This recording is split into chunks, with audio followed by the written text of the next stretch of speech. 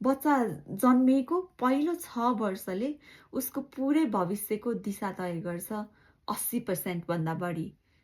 जन्मदेखि 6 वर्षसम्म बच्चाको दिमाग सबैभन्दा छिट्टो बढ्छ। हजुरहरूले दिएको माया, हरेक अँगालो, हरेक शब्द, हरेक ध्यान सबैले उसको दिमाग बनाउँदै जान्छ।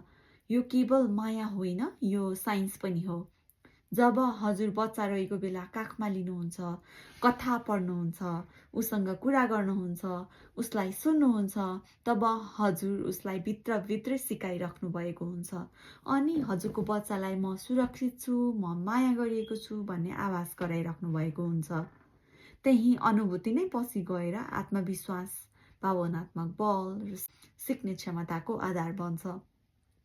सानैमा माया र ध्यान पाएका बच्चाहरू ठुलो भएपछि आत्मविश्वासी, मानसिक रूपमा बलिया र सम्बन्धमा स्वस्थ हुन्छन्।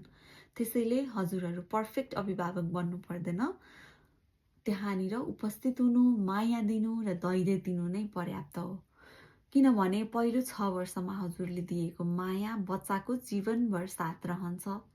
त्यसैले हजुरले पहिलो 6 वर्ष चाहिँ सकेसम्म धेरै माया दिनुहोस्।